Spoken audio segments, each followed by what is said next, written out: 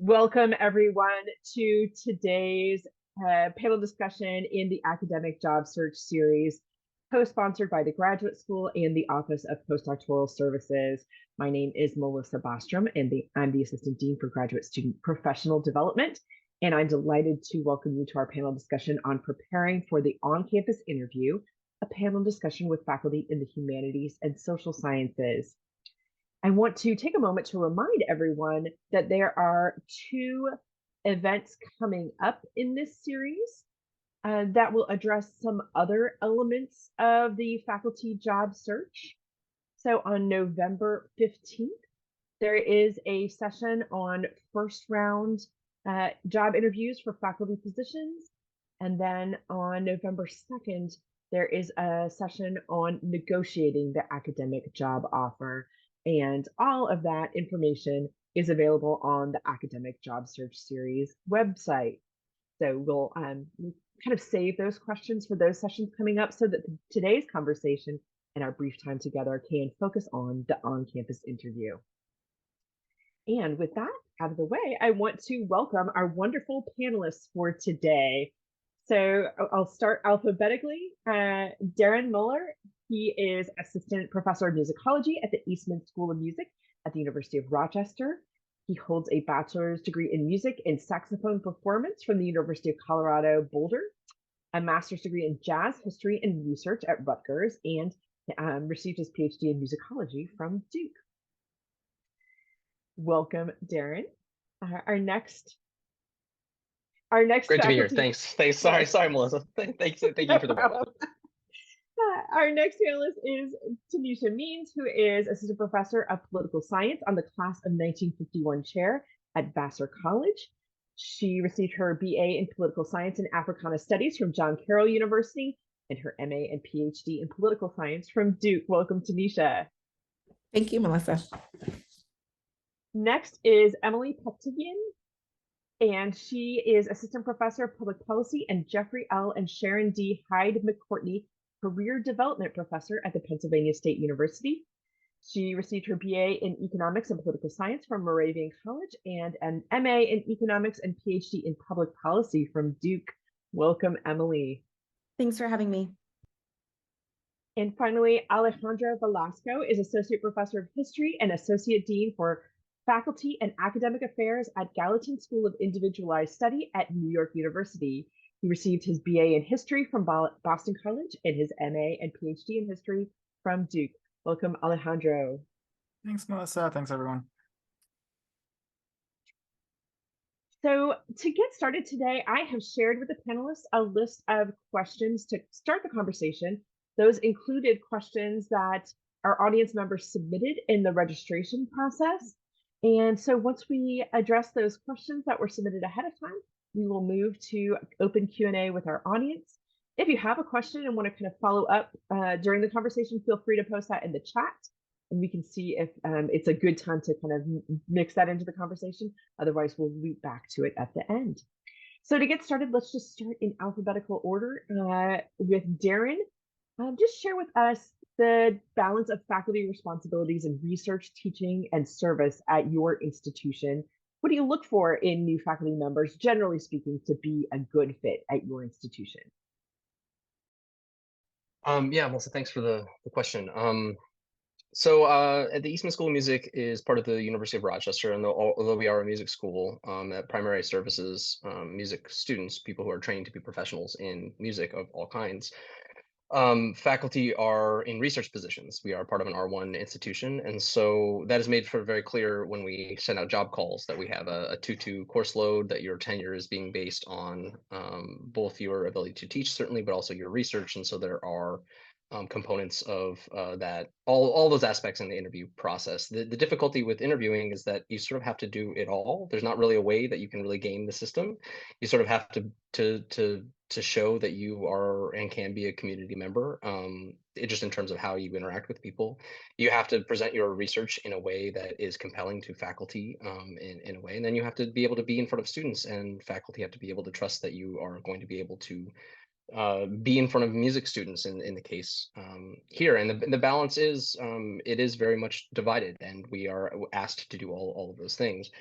You can't necessarily do everything in all interviews, but I think that what we normally look at when I've been on job searches is just, can we either trust that this person has these skills developed, or will they be able to develop them if maybe they don't have a lot of teaching experience, but they're very good in front of a class, and that they will be able to adjust to whatever population it is here.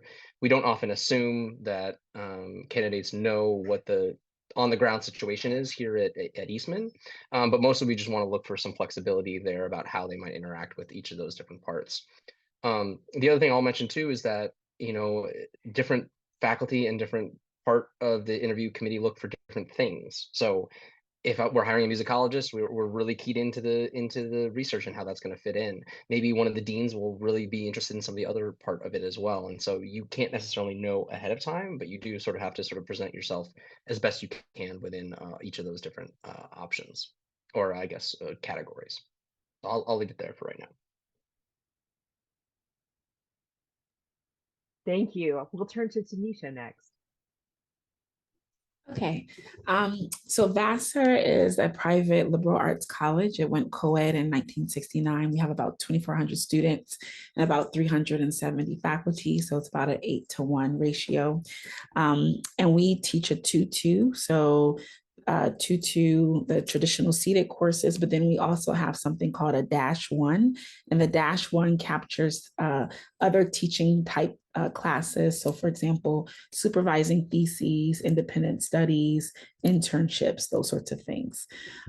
In terms of the balance, I think just starting off, it's important to read the faculty handbook because it will provide you with the precise language around what your institution values and how your institution evaluates its faculty.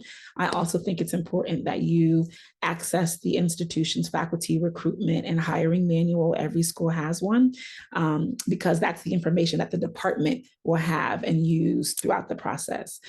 On paper, our handbook says that we should do all three, research, teaching, and service, although we know that tenure and promotion and even advancement to full professor at Vassar is based primarily on teaching and research, almost exclusively, and service is expected. It happens, of course, but it is arbitrarily evaluated and it's not really rewarded in the same way that teaching and research has sort of direct links to rewards. In terms of the practice of it, I would say it's about 40% research, 40% teaching, about 10 to 15% service, and then about 5 to 10% administrative duties that no one tells you about. So that includes like reconciling your procurement card. If your college gives you one, it means handling other kind of administrative duties. To be a good fit at Vassar, we do think in terms of the research, teaching, and service. For research, we're really looking for someone with an exciting research agenda with clear publication goals, someone with some publication experience, even if it is with senior mentors, someone who is actively engaged in their subfield, someone who understands and can clearly articulate the real world significance of their research, but also how their research contributes to their discipline, whether that's methodologically, theoretically, et cetera. In terms of teaching, we really want someone who values teaching, because whoever is selected at Vassar, like teaching is really valued. It's really important here. And teaching happens regularly. Also someone who's intentional with their teaching. So perhaps having completed a teaching certification program, having participated in pedagogical workshops, those sorts of things. We also like people who have been instructors on the record. I think it's really common to get TA experience, and sometimes it's difficult to get instructor on the record or to be the primary faculty in the classroom, but that's what we really look for, because you are thrown into the classroom once you get to Vassar. Someone who has a sense of what they might teach across the curriculum, so thinking about the different levels of the curriculum and the kinds of classes that they would offer, how they would teach those classes, and what they would assign in them. So for example, we regularly ask interviewees who are on campus, what text would you teach in your intro class? And what kind of topics might you offer in your senior seminar, for example? And then I think it's really big at Vassar that like we are a liberal arts college and that means something. And so does the person understand whether it's from their own experience, they went to a liberal arts college, or even if they did not, do they understand what it means? And are they willing to sort of do what that sort of entails? And then finally, we think in terms of service, despite it being undervalued, it is part of the culture. And so we want to know, is the person interested in being collegial? Do they desire to be present and active in the department and campus, and perhaps even in the residential community? Someone who is clear about their interests. For example, like, are you interested in advising certain students? Are you interested in advising certain organizations or sitting on certain committees? Those kinds of questions. And then the last thing I would say is, like, these things I've talked about are distinct and have their own pieces in and of themselves. But then there's also this desire to hire someone where there's synergy between all three, right? So some degree of coherence between these different facets of your academic life. So how is what you're researching showing up in your teaching? And how are the topics that you research and teach related to the type of service you engage in, whether it's sort of value-based or not? That's where I'll stop there.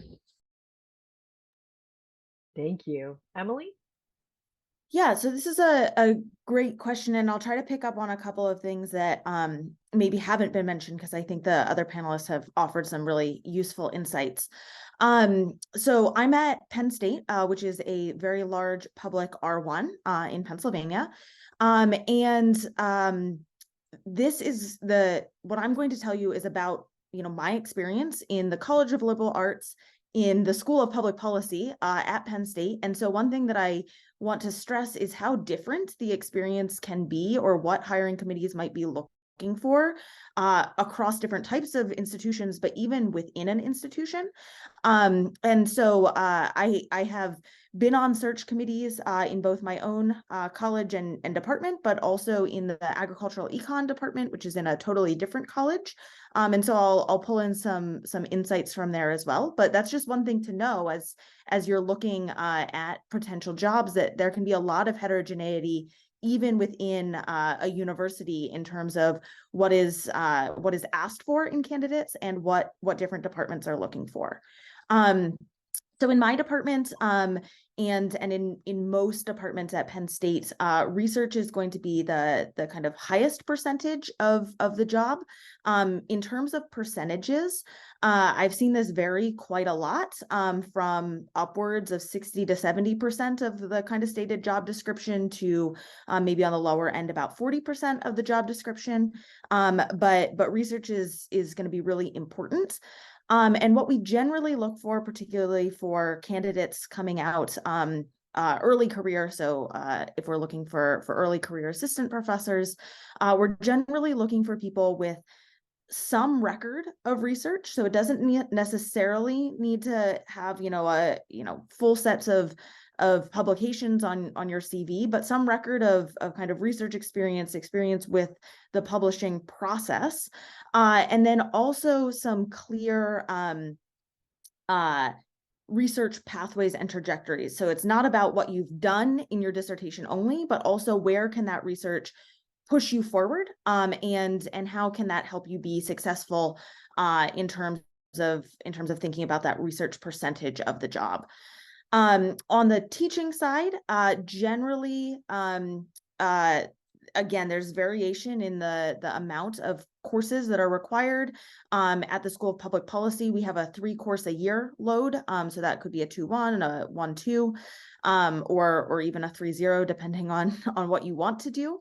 And generally, we're looking for people who have some interest in teaching.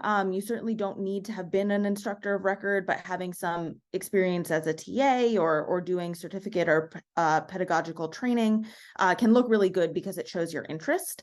I would say that it's important to have a sense of how your teaching can fit into the needs of a department. So taking a look at what the core classes are and how you could perhaps contribute to that core, as well as how your research could help you perhaps develop a new course on a topic that might be of interest to the department. And then finally, we do have a service component of our jobs.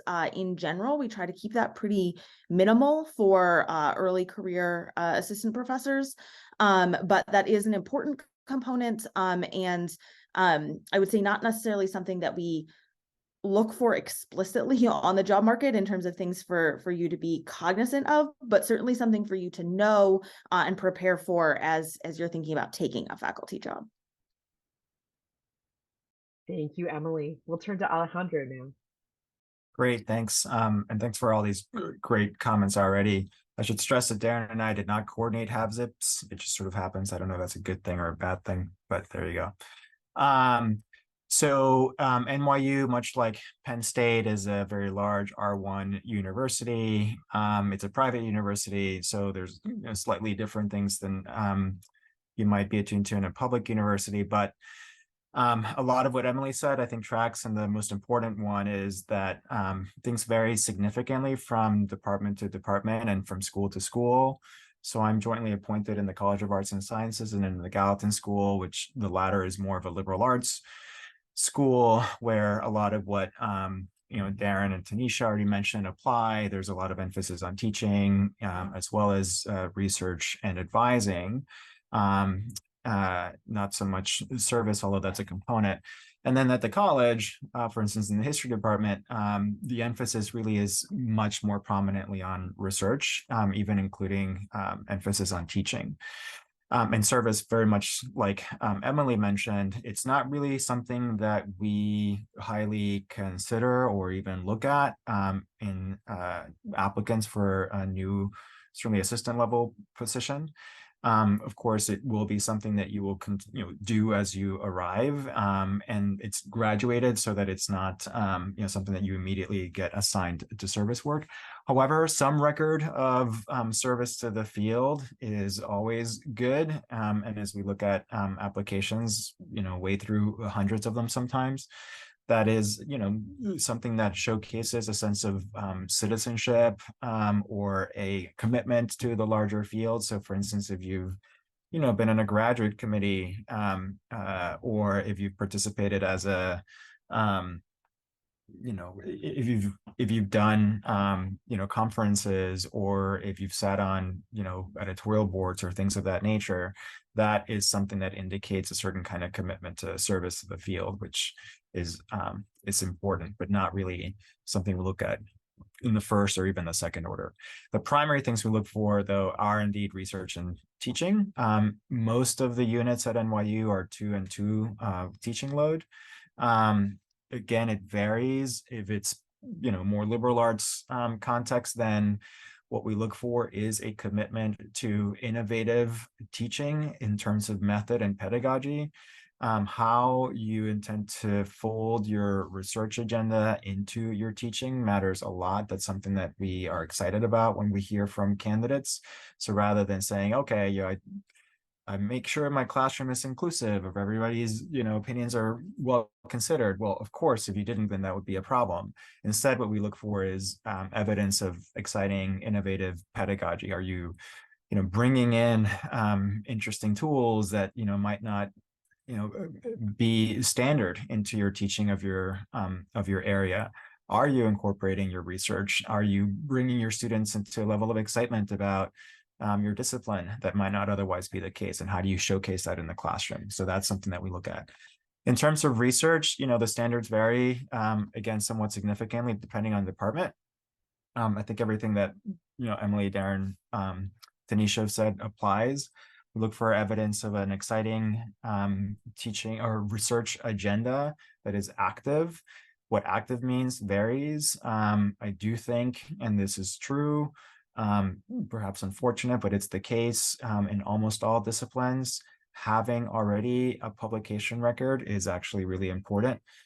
The pool of candidates that we're looking at include people with already published monographs, as well as folks who have multiple articles. And so, you know, understanding that that is what the pool constitutes is really important. And to the extent that you have some publication record, for the reason that Emily mentioned, which is that, or maybe Taneisha, apologize, that it's, you know, some familiarity with the publication process suggests already that, you know, the kind of mentorship that would have to happen doesn't necessarily include that component of it, that you're already ready to hit the ground running. You know, in terms of fit, again, it varies widely from department to department and from school to school. But, you know, to Taneisha's point about service, it really is a kind of, you know, to some extent, it's sort of it's the culture, thinking about what the culture of the school is. And even if, for instance, you have a department, you know, you might have a department that is very collegial. And in that case, you want to have somebody who, you know, is feels comfortable striking up conversation with a wide variety of colleagues. You might have a department that, you know, is much more intensely kind of, you know, insular in terms of the faculty. And so maybe the culture there is more about like, how do you intend to, you know, get your nose to the grind and get your work done? And that's what you'd want to showcase. So it's really a particular dimension that would imply looking at and hearing about and perhaps, you know, sounding out what the particular culture of a department that you might be applying to is, and then thinking about whether that would be a good fit both for you and for, of course, for the department. So it's hard to pinpoint. I guess just from the two experiences here at NYU, you know, at the Gallatin School, we certainly are looking for people who are interdisciplinary in nature, and so that they are comfortable having and asking questions and conversations of a vast range of, you know, disciplinary backgrounds. In the history department, you know, certainly a very collegial department, and what we look for there are people, again, who you know, are really deeply committed to and invested in their field, and in particular who are able to work with undergraduates and especially graduate students. And so to the extent that you can showcase some, you know, level of competence in being able to mentor students, that's something that we look for. Thank you all so much for those very rich and detailed answers. For this next question, let's start with Taneisha and wrap up with Darren, but we'll just keep the same order as we go through. So the next question is really about the kind of often high stakes component of the on-campus interview, which is often either a job talk or a teaching demonstration, or I suppose there could be both on some campuses. So in particular, what advice would you have for navigating that piece of the on-campus interview? Great question. So that is like the most, or one of the most important components at Vassar is the research presentation. So it includes students and faculty in the audience. We don't have a teaching demo, despite us being a liberal arts college. I think that's because they want to see, they want to be in the classroom. They want to be in the sort of presentation space and see how you can navigate multiple audiences, right? So can you speak to your topic in a way that the experts in your subfield, for example, may understand it, as well as bringing aboard sort of junior people who may not have ever taken a class in this topic. So we do have a bit of both. I would say in terms of advice, definitely practice, and sort of understanding who is in the room. So asking the question, are there students in a room? At Vassar, that is the case. I know at other places it's not the case. So knowing who the audience is for your talk is probably really important. And then I said, you know, of course, prepare, practice, make sure that the timing is right. That's something that I see often. People go over, and it's not often the case that the chair will stop them. And that is then talked about in a negative way during the review of the candidate. So just trying to manage your time properly, make sure that your slides don't have errors. I mean, these are like simple things, but like these are things that I have seen and sort of watching presentations and even having given them. And then prepare for the Q&A. At Vassar, the talk is usually an hour and a half, and it's 20 minutes of the presentation, and the remaining time is a Q&A, which is a really long time. And they ask students, so it'll go back and forth between students asking questions and faculty asking questions. And so just have preparation. I would say as you practice, have some students, if you can, get them into the room to sort of, if they're going to be a part of a teaching demo or the research presentation, making sure that you understand and can speak to questions that are asked of a first year or sophomore. And then asking the people who do attend to talk to you about sort of not just how you're presenting your work, but also the sort of substance of your work. I think that's really important. Also making sure to talk about how the work that you are presenting connects to your broader research agenda and then what you want to do next. I think I've seen some talks where they don't talk about how this is a small piece of a broader puzzle or how it relates to their other research or what they even want to do with the research beyond that. And then the last thing I have learned, I would say more recently within the last two committees that I've been on is there's this increasing desire to have people present in progress work and not published work.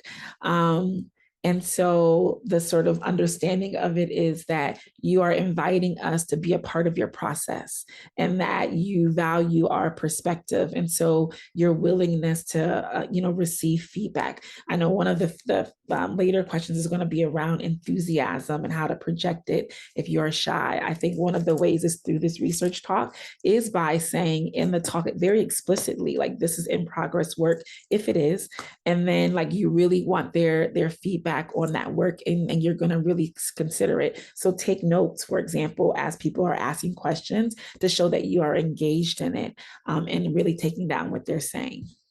So I'll stop there. So a campus interview at Penn State is going to include a job talk. It's going to include a lot of meetings with faculty members, both within the department, but also probably in other departments as well. And then a meeting with the department head and a meeting with the dean, just so we kind of all know what's going to look like. There wouldn't be a teaching demo, but just as Taneisha mentioned, there certainly could be most often are graduate students and potentially undergraduate students at the job talk portion of it as well. So certainly would expect at least graduate students in attendance. The job talk itself is going to look like a pretty standard hour or hour and a half, depending on the department, seminar. And I am an economist and in a policy school. And so one thing I'll mention, just drawing on Taneisha's comment about timing, is that generally in econ seminars, we allow interruptions during the talk, which can make timing really, really challenging. And so one thing that's really important is to practice and to manage questions and timing well. Having plans for when a question is derailing your talk, or having plans for when some senior member of the audience decides that they need to share some comments, are really important to be prepared for, to be ready for, and to manage well. The three things that I would say in terms of advice are practice. So practice your job talk anywhere you can. Practice with your cohort, other grad students, seminars on campus. Anywhere you can practice. You'll get all sorts of different questions. You'll experience things, and then you'll know how to respond. And it'll become kind of second nature when you're actually giving the job talk. The second one, perhaps this is obvious, but prepare. Know who you are talking to. I had a spreadsheet of all the meetings I was going to have with, pictures of the people and, what their areas of expertise were, especially interviewing in interdisciplinary departments. There might be faculty there that do very, very different things than you do.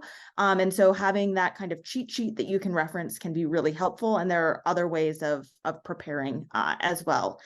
And then finally, one thing I would say is be confident in your work. Don't be arrogant or overly confident, right? But you're there for a reason.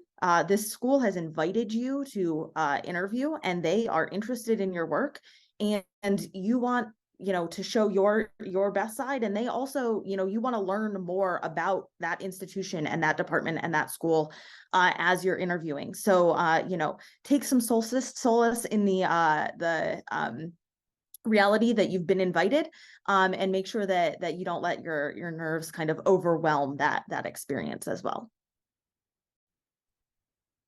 Yeah, I mean, these are brilliant comments. I have very little to add. The only thing that I'll say just relative to NYU is that in both departments that I'm in, history and at the Gallatin School, we're not an interruptee department in terms of job talk, so that helps out in terms of timing. But I cannot stress enough that point. Going over the time that you have allotted is a death knell. I've never seen a candidate who's gone over then be recommended for hiring. It's maybe arbitrary, but it showcases a kind of lack of respect, especially, and this is not something that has been mentioned, if you've already spoken with the chair of the search committee in advance and received from them the kind of details of what the expectations are. And so you should ask them in advance, hey, what is the culture of the school? How long should I speak for? And if they say, oh, whatever you want, then make sure it's no longer than 40 minutes. So that is a super strong point. We also do have many meetings. We don't have teaching modules that we do. So it really hinges a lot on the job talk. And again, to the points that Emily and Taneisha already made, I'll just defer to them.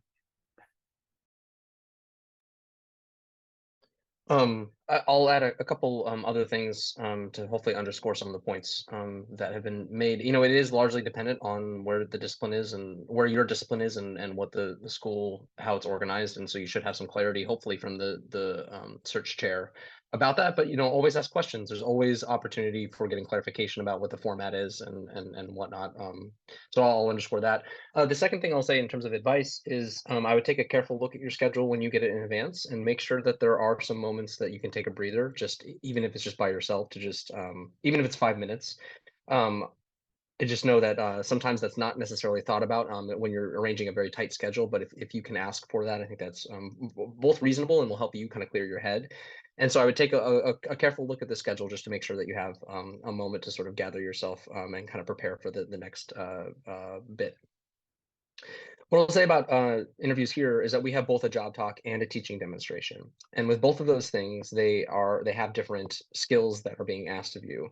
And they are, in a lot of ways, asking for a range by the candidate. So in the job talk, they want to, and this has been talked about already, but they want to show that you want a candidate to show the details of the research, where it's coming from, and what they have been doing and engaging with, but also where that fits into the broader disciplinary conversation, either as a subfield or as a larger discipline, and then also how that has to do with a research trajectory. And so the balance of all those things is something that you need to be very intentional about. To say, there are moments in a talk when you say, this is part of my larger project. My larger project will be doing this. This is the broader trajectory here.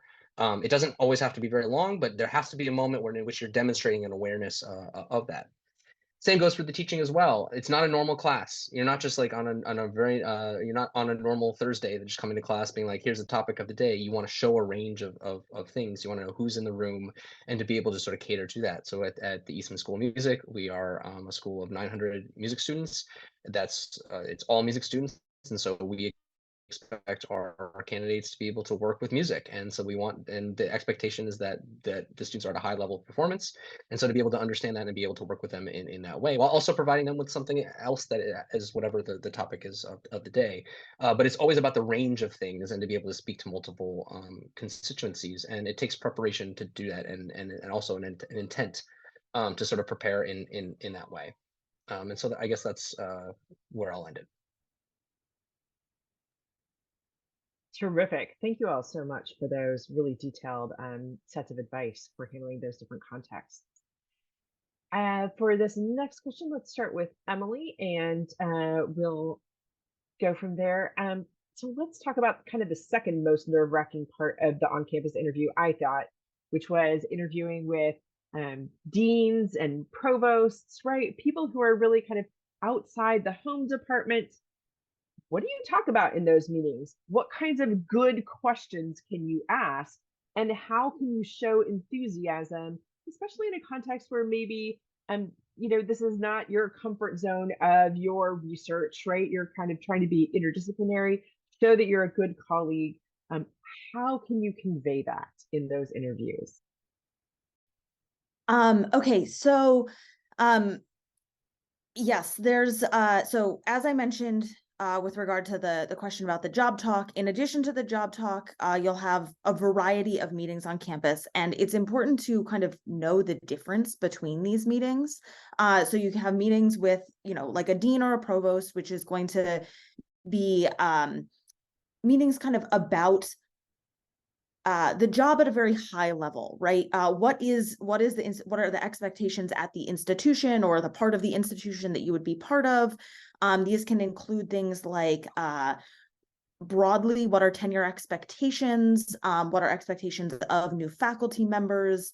Some of the nuts and bolts, but again, at kind of this 100-foot vantage point. You'll also have meetings with various people in the department with which you're interviewing. So those are going to range from the department head, who can give you more specifics about the job and the culture of the department, but then also other faculty members, such as the search committee or perhaps just other people in the department. And then you also might have meetings with others on campus who might not be in your department. These meetings kind of have different weights in terms of how important they are for making a final decision. At Penn State, generally the way this works is a search committee makes a recommendation to their department head, and a department head then makes a recommendation to the dean in terms of who would be hired. And so those are probably the most important people to have good conversations with, right? Your search committee, your department head, and your dean, because all of them will need to agree that you would be a good fit. So that's just a little bit of the background of what these meetings might look like. And you might ask, how can I prepare for them? Well, I think one way to prepare is to know as much about the job description, the job, and the institution as you can. So having questions for each of those different types of meetings is really important, right? So you might want to ask things like, what are the expectations for tenure?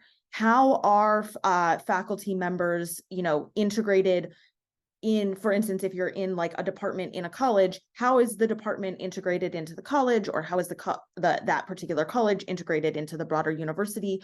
Those show awareness of the position of the university. They show that you've prepared, and so I think that those can be really helpful, and it's also probably the information that you want.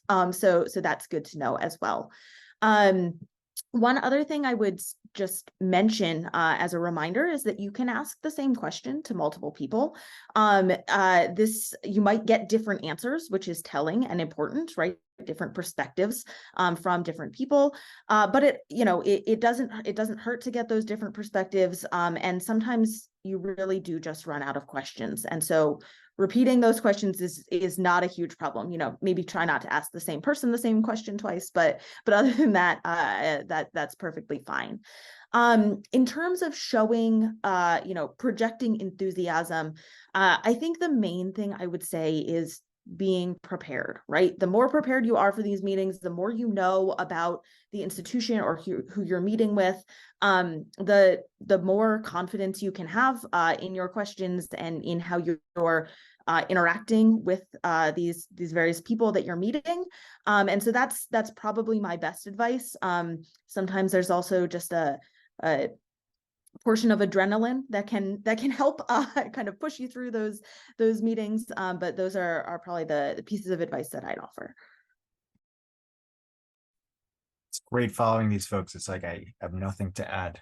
I guess I'll just say, as dean, the kinds of conversations that I have with job candidates, So the number one question that folks ask about are promotion and tenure guidelines, and that I think serves a variety of purposes. Number one, it showcases that you are interested and committed, and if you get the job, to actually do the work of staying in that institution. But it of course also does work for you and having a sense of what the expectations are if indeed you are offered that position. I think the thing to remember is that a lot of these meetings are, yes, they of course matter, but in a way they're signaling devices. You will have the same conversation about promotion and tenure guidelines if you are, if you receive the job. Really, it's just showcasing how much interest you have in the place, and then also how you've manifested that interest by way of doing research about the institution. So promotion and tenure guideline questions is the number one question that we get. Another question that I get as a dean from job candidates is, how would my research be supported here in ways that might extend my research agenda? And that's a really good question, because in some ways it puts me in kind of recruitment mode, and I have to tell you, okay, here's what I know of your research, and here are the ways that we would be able to support it. But it also, again, highlights the extent to which you're committed to the position, especially if you're like, superstar, you might have a lot of different offers, which does happen. The other thing that I'll mention is in terms of showcasing enthusiasm, the point that Emily had made before about being confident in your work. Absolutely, this is a time to shine.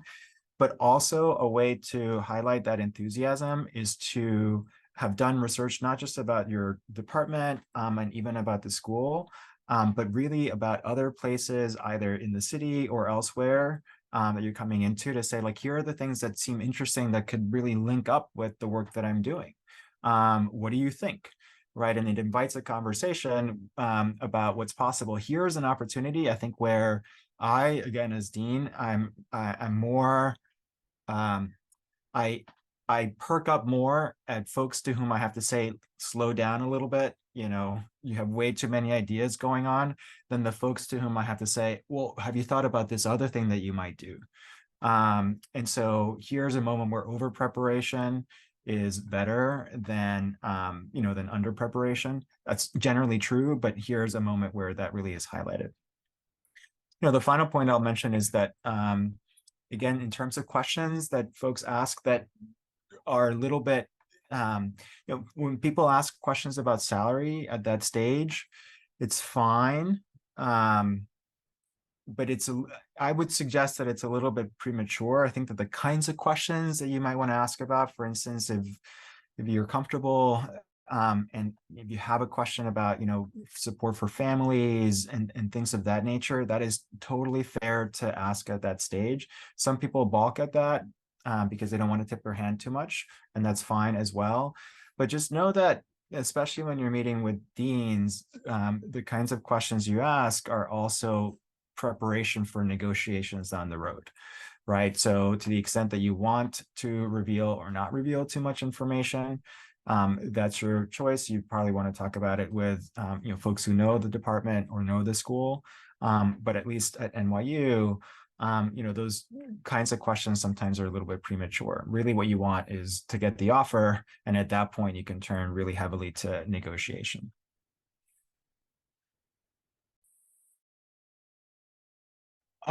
See what I'll say. So conversations with deans and provosts can be very strange. They just kind of are, because you're just sort of forced into these situations where you're maybe not having, maybe you haven't had a lot of them before. But I think the advice that Alejandro just gave, I think is really good in all the ways. And so I guess the thing I will say is, in terms of displaying this sort of curiosity and enthusiasm, I think it's just really important. And this sounds fairly simplistic, but to just know yourself and what your strengths are as well. I mean, some people are just very outgoing in a way, and they're not going to struggle with that. If you are more introverted or whatnot, then you sort of need to prepare yourself for that. And so the question is like, well, in that preparation, what does that look like? Well, it can be anything from just making sure that you have things to talk about, or a range of things that maybe you are interested in or could talk about. And maybe it also just has to do with practicing staying focused on something, especially if you get a little nervous. I remember I was right before I was on the job market. I was doing a 90-minute commute to Winston-Salem from Durham, and I had a list of questions that I was practicing while I was driving, and that was just because I was mostly bored at this very like kind of mundane drive. But I realized in retrospect that practice was really good, not because I had to recite it the same every time and it wasn't robotic, but it just kind of got me in the mode of just like, okay, someone asked me about this, these are the kinds of things that I want to talk about. If someone asked me about that, I can go here and here and here. And just sort of having a sense of just like what the muscle memory of answering some of those questions about research or about your teaching or about the kind of forms of development, I think are really important. And if you do that preparation work, then I think that you're going to feel really confident going in. And so I just think knowing also how you are and what you're nervous about going in, then you can kind of prepare yourself to make sure that you're the best version of yourself.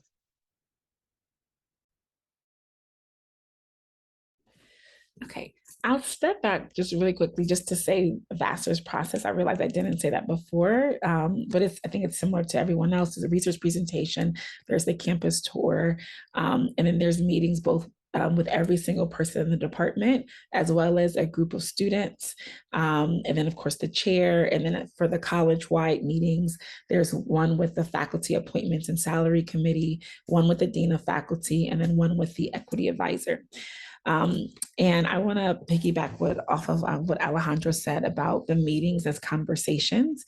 And so thinking of it in that sort of way, it is conversational. It's an interview. It's very serious. They're taking it seriously. But I think like seeing it as a conversation where you are also gaining information about them as much as they are gaining information about you, I feel like it empowers you to feel like you're not just performing. In terms of chairs, the kinds of questions that I've heard asked are sort of, what is the role of the chair in the department? I have learned that even at Vassar, I think this speaks to Emily's point earlier about heterogeneity, that chairs don't do the same thing at Vassar in different departments and even in different programs. And so asking the chair what their role is in the department would be helpful. Asking about department culture, collegiality in the department, department initiatives. Also, as you know, the chair is a person probably with their own research agenda. So of course, asking questions about their own goals to accomplish during their time as chair, whether that's related to their research, or some people go into the chairship with ideas about how they want to transform and move the department forward in some way. So asking those kinds of questions, asking about the department's short and long-term curricular goals, is helpful. Where do students go after they've graduated? How does the department continue to support alums from the department? And then you can also ask questions about departmental support for faculty research in the form of symposium, for example, or informal feedback networks. And then in terms of the deans, I agree that those are also very interesting meetings. But deans, in many cases, they're still active researchers. And so you might also ask them questions to sort of, ask them questions about their own research agenda and sort of how much they're engaging with they're doing their research while they're in this high level administrative position. But then in terms of just the deans, asking them about the role of the dean at the college and how does that person support junior faculty, asking what that office's initiatives and academic vision is. You might also ask them questions broadly about the student population. So what are the needs of its students in general and how faculty go about meeting those needs? And then I would sort of end by saying that try as much as possible for it not to be a performance. I think sometimes you do all this preparation and then you're like on. So it does feel very performative, but I would say it's so easy to read into that, to read into the, when it's not authentic, right? And so I think that's why it's important when you have this sort of lunch engagement and you're walking across campus with a colleague to the next meeting, those are all moments to sort of just be your authentic self.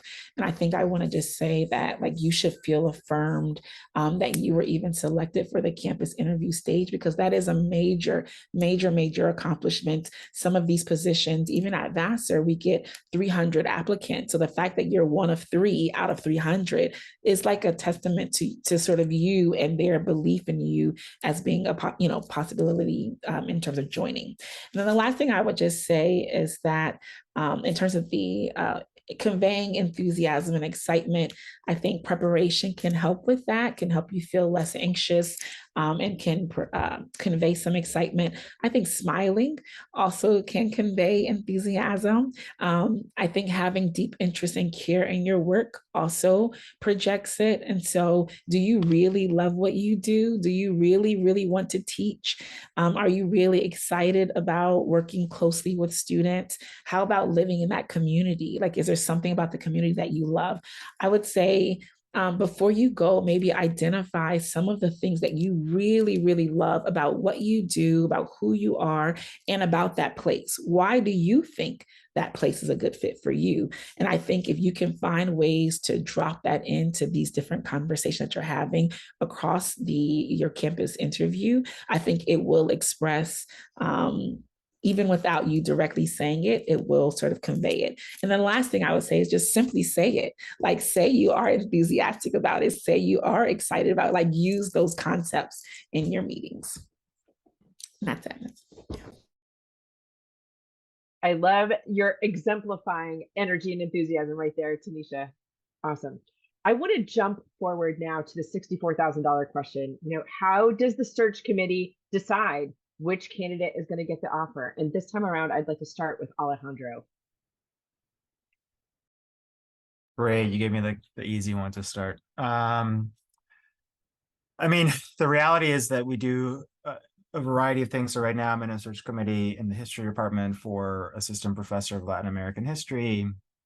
And the first thing that we do is we discuss internally how we think the candidate did, especially on their job talk, on all the criteria that we've already discussed, that they stand time, that they have a clear argument that they were presenting. Were they generative of ideas? Was it a finished product, or was it a work in progress? How did they handle the Q&A? Did they seem to be responsive? Did they seem to be defensive? So that is the first step to how we determine whether or not we advance, because basically, to the point that my panelist just made, we are confident in the quality of research. Otherwise, we would not have invited you to this stage, right? So that's not the point at which we're saying like, oh, is this person's scholarship really on par? Like, that question has been settled by the time we get there. Now we're really asking questions about how confident are you in your work? How open are you to additional support and mentorship, et cetera. So that's the first step. The second thing is we ask colleagues for their input. So we invite emails from our colleagues, especially those who had an opportunity to meet with the candidate, either one-on-one or in groups or at dinner, and have them offer their feedback. I think there's a culture, certainly in the history department, but also at the Gallatin School here at NYU, that people's feedback is twofold. On the one hand, it's related to the person's research and to the extent that they could translate that research, at least in the Gallatin School, to their teaching, and how would they perform in a classroom, or how would they work with graduate students in the case of the history department. And secondly, how would they be as colleagues? Were you, for instance, and I think it's just important to say, were you somebody that was really not open and having a conversation with a colleague? And it wasn't because you were tired of flagging, but because it's kind of hard to have a conversation with you. That matters, actually. And so to the extent that you can, be attuned to that, it's important. The other area that we look at in terms of making the final determination is what kinds of questions what kind of feedback do we receive from the chair in particular about the kinds of questions that the candidate asked. Were they questions that revealed a sense of excitement? We are loath to make an offer to somebody who we think might not accept it.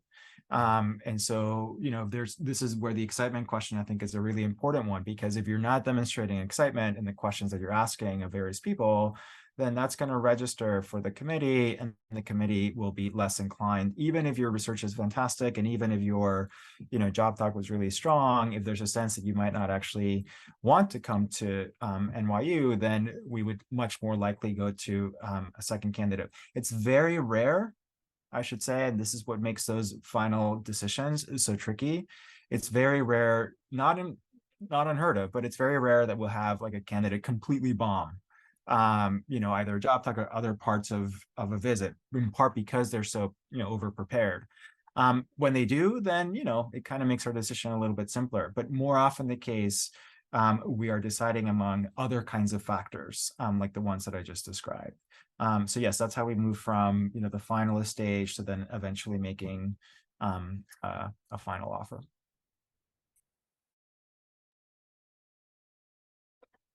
What I will add, I guess really, you can't know, as a candidate, you can't know how a committee is going to determine it. And so you can't really game the system in terms of that. So in your preparation, I think that, as you're preparing for a job interview, you just kind of you want to put your best foot forward in all the components that you're being asked about. I would say that our process is very similar to what Alejandra just said, as we talk through each in all those capacities, and we sort of say what are the strengths and weaknesses, what are concerns that we had from, was there any input from students and other faculty, and then you sort of take a straw poll and see where everyone is at. Sometimes the decision is pretty clear about the direction to go, and then you sort of talk about that next level of things, and sometimes it's not. You kind of need to hash it out. But yeah, usually the conversation revolves all around what was in the original job call, if it was written properly, and then also what the components of the interview were, and everything is sort of put on the table, and you kind of talk through it all, and you kind of see where the consensus is.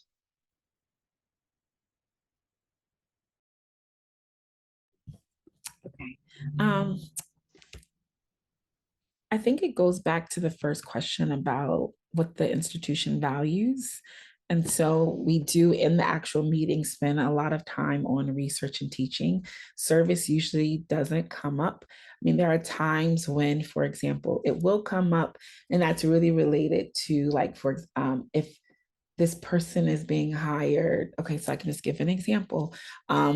We've never had someone teach Native American politics or Indigenous politics in our department. And so this was something that came out of, like, it's a broad effort across the college. And so it's part of, not a cluster hire necessarily, but there's like an effort by multiple departments sort of to increase this in our curriculum, this sort of the presence of this sort of knowledge in the curriculum. And so an idea is that, okay, ideally this person is going to want to work with the Native American association on campus, organization on campus. They might want to mentor those students as well. So it does come up in those kind of ways, but primarily it's focused on research and teaching.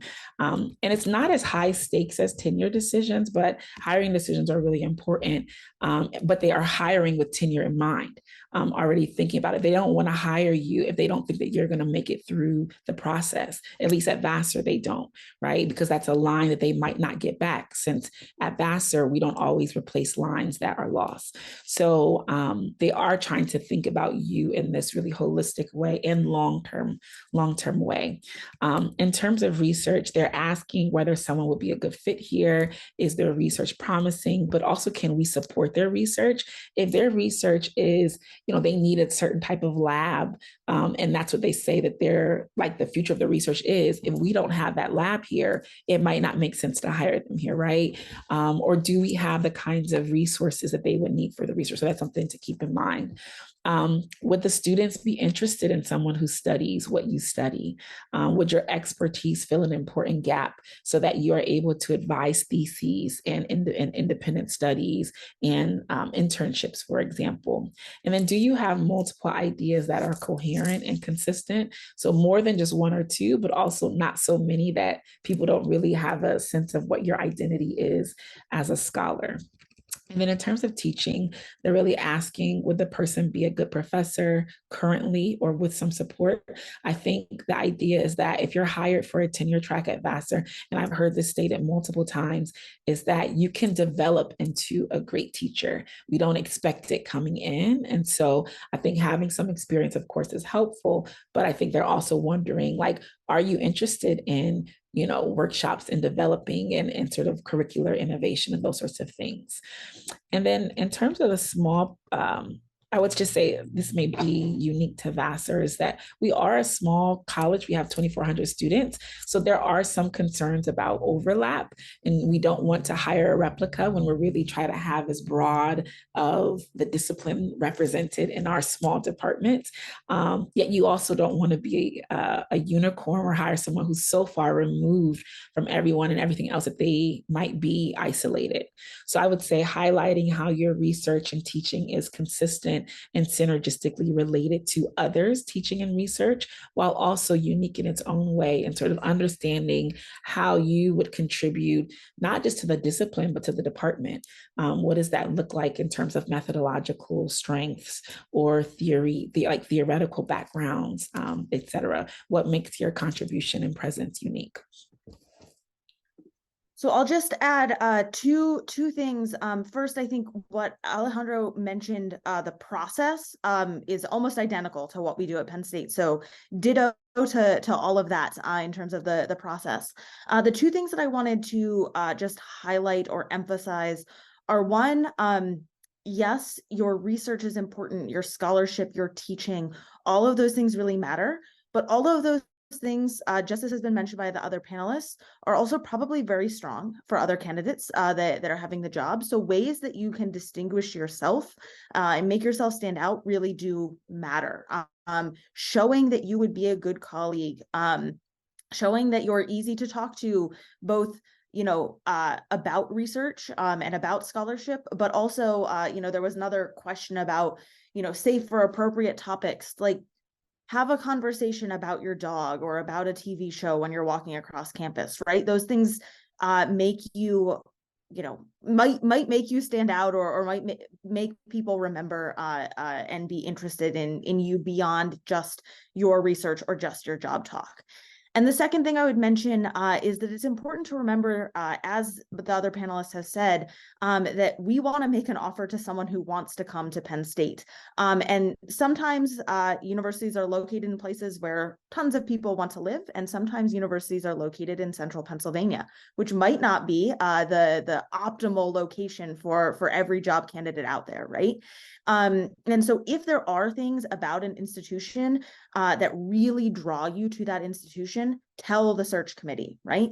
You want to live in a certain place, or you're interested in certain resources that the university has to offer, right? Again, those things can make you stand out, which is something, in a good way that you want to do, and be memorable to the search committee.